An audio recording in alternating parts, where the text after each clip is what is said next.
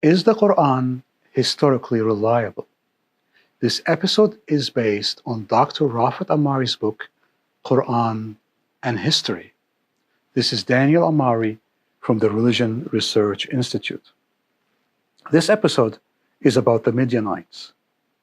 This series is about the historical examination of the claims of the Quran. It is an investigation of whether the Quran is historically reliable or not.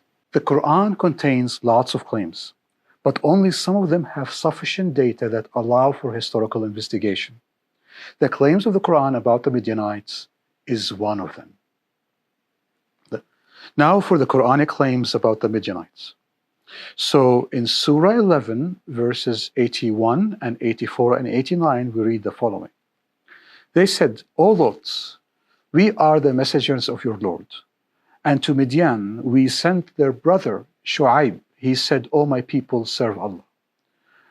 And O my people, let not opposition to me make you guilty, so that there may befall you the like of what befell the people of Noah, or the people of Hud, or the people of Salih, nor are the people of Lot far off from you. Analysis. The Quran claims that one of the Midianites is a prophet named Shu'aib. Shu'aib warned the Midianites.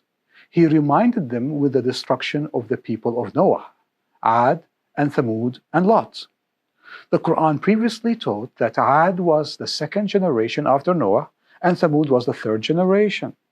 However, concerning Lot, the Quran claims that Shu'aib reminded the Midianite that the people of Lot were not far off time-wise from the people of Lot.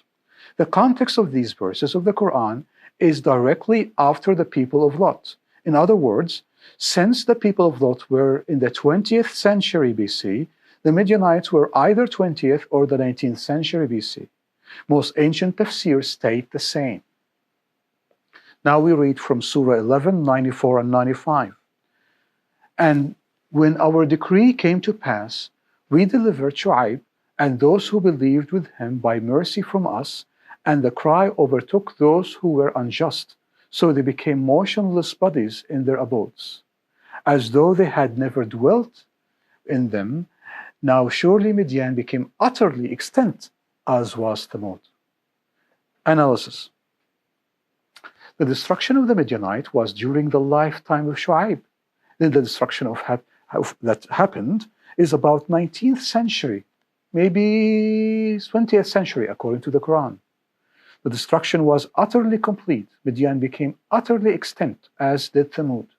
They were destroyed by the mythical cry. Summary.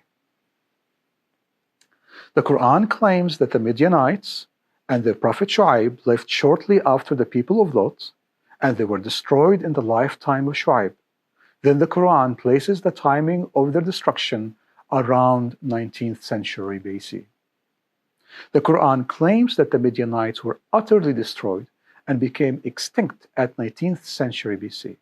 They were destroyed by a mythical cry that wiped them out completely. Let's see what history has to do or has to say about the following. Well, the Midianites were the descendant of Keturah and Abraham. Contrary to the Quran, they became only a nation in the 17th century BC, at the earliest. But furthermore, they continued to exist from the 17th century to even after Islam began. They are attested by the Bible from the Torah all the way to Habakkuk in the 7th century BC. There is attestation to Midianites by Assyrian inscriptions in the 8th century BC, especially concerning Ibav. Attestation by the Book of Judith, Josephus Flavius, century AD, Greek classical geographers such as Ptolemy in 2nd century AD, Eusebius, 3rd, 4th century AD, Procopius of Caesarea, Byzantine historian, 6th century AD. Jawad Ali, the premier Muslim historians, wrote about the existence of the Midianites after Islam. Early Muslim writers, such as Yaqut al-Hamawi and Ibn Mandur, wrote about the existence of the Midianites after Islam. So contrary to the Quran, the Midianites did not become extinct, but continued even after Islam. Concerning Shu'aib, there is no historical attestation to that Shu'aib was a prophet of Midian. This leads to two possibilities. Either Shu'aib was a mythical character created by Muhammad, or in Muhammad's time, or close to it, or Shu'aib is a primitive Arabian rendering of the prophet Isaiah of the Bible. The problem with the last possibility is that Isaiah was a Jewish prophet, not a Midianite one. He lived in the 8th century BC at the earliest, not the 19th century BC.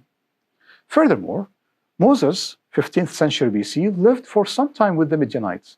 He married a Midianite woman, yet he never mentioned an ancient prophet of Midian called Shu'aib, and clearly the Midianites were not extant.